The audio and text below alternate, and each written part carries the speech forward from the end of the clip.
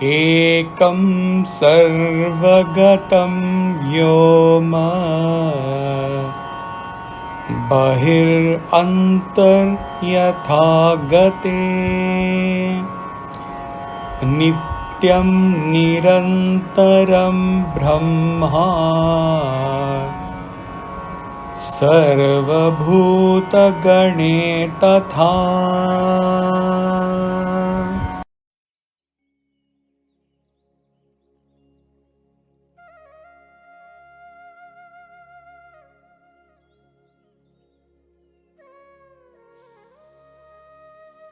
Just as one and the same all-pervading space exists within and without a jar, so the immutable and all-encompassing self exists in all beings and all things.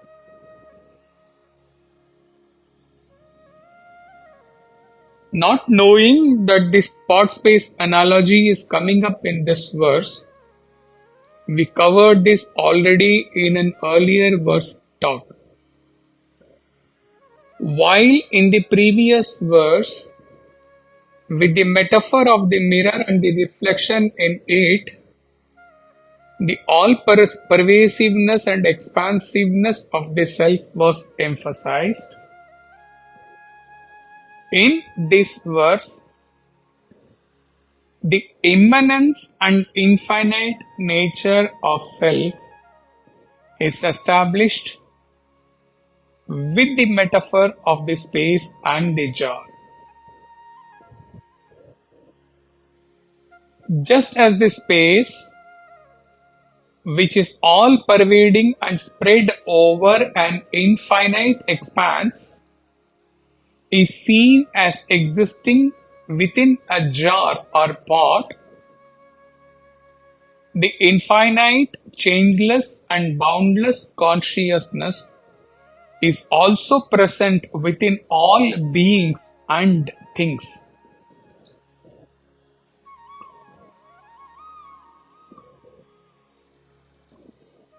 A guru addresses a curious disciple who is new to the Guru Shishya Parampara and says,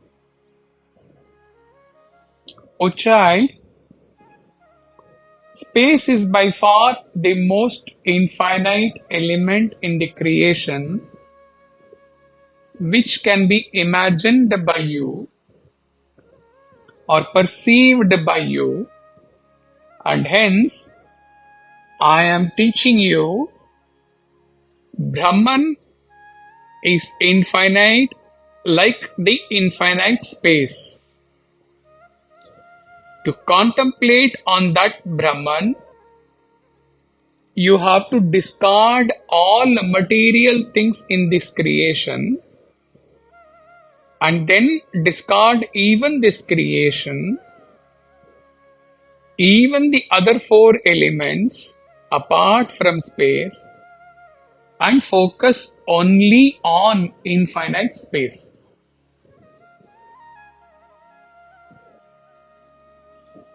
The student is looking at his master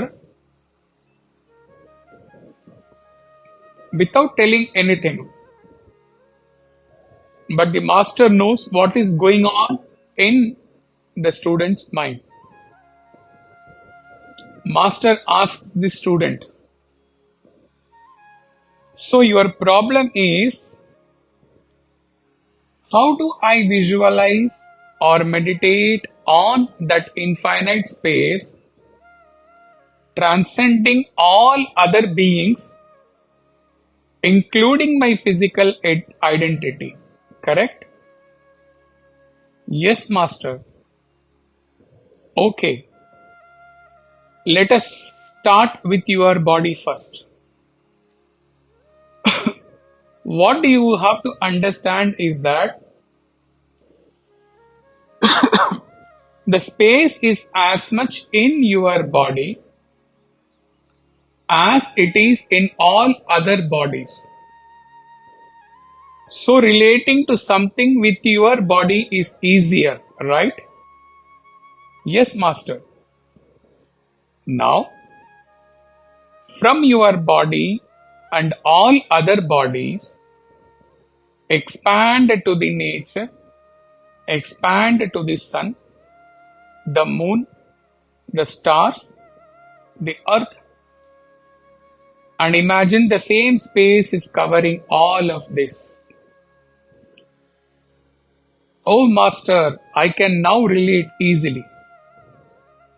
Wait, that is not the end. The space covers the whole creation, and the space within you and the space outside you covering the whole creation is the same. Now, Master, I can correlate and at least can understand how infinite and expansive the space would be.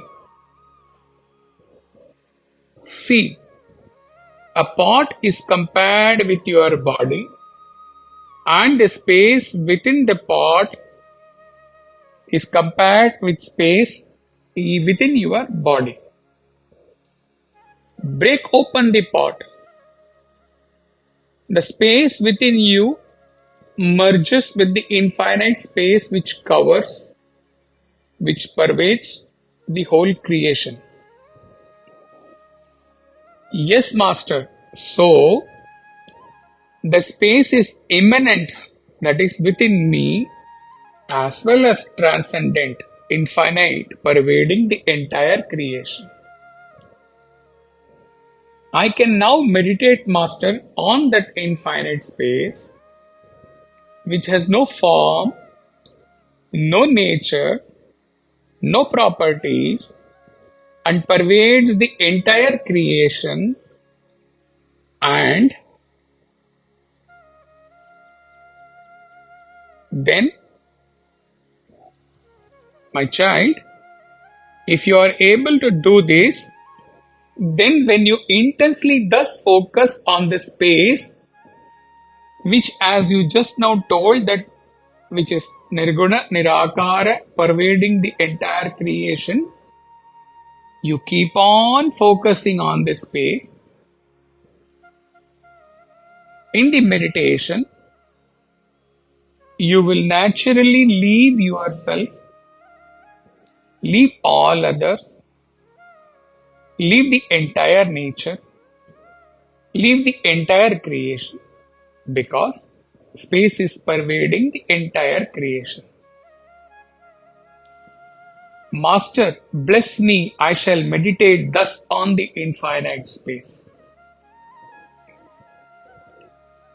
The Guru knows that a day will come when the disciple, in the depth of his nididhyasana, will transcend both the immanent and the transcendent, both the pot space and the space outside, both the creation and the space pervading the creation, and experience that state where he gets to discover, unknown, and experience the expansiveness of space, but without any thought about the space.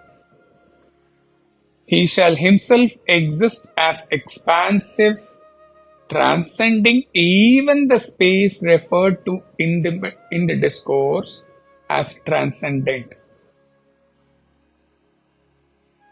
The student, the sadhaka turned seer, looks at his Guru's eyes with tears of gratitude. With no question to be asked, and with the Guru having no answer at all, to teach nothing more at all.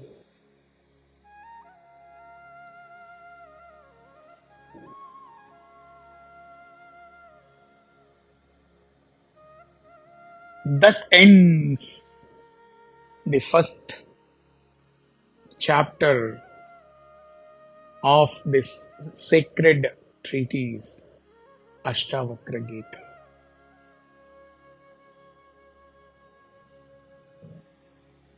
So, a novice disciple, novice sadhaka has to start with the space within the body, because at a gross level he is able to perceive his body, and then relate to the space outside him to the extent he is able to perceive the outside.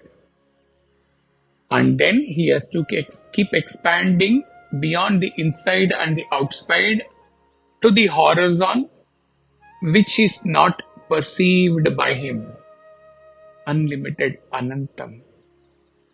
And he reaches to experience the state, as Ramakrishna would say, the light without the qualities of light.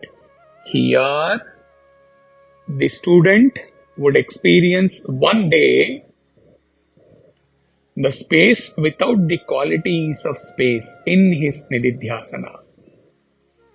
Expansion, anantam,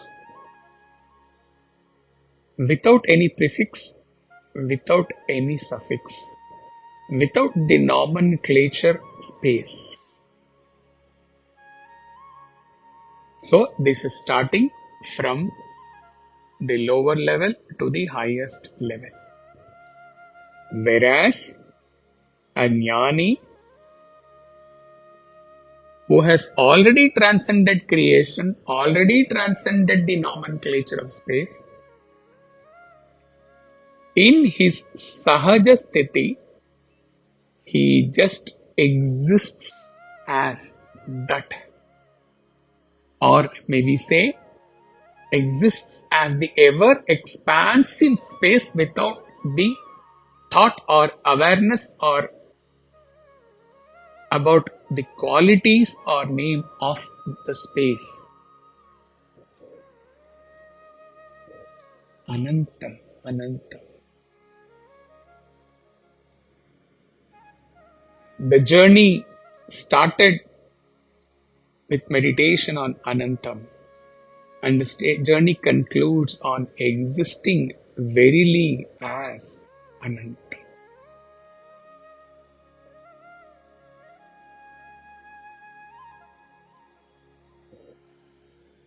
The first part of Ashtavakra's discourse ends now. From the next verse, second chapter onwards, Janaka starts responding to the discourse given by his revered master Ashtavakra. Hari Om Tat Sat.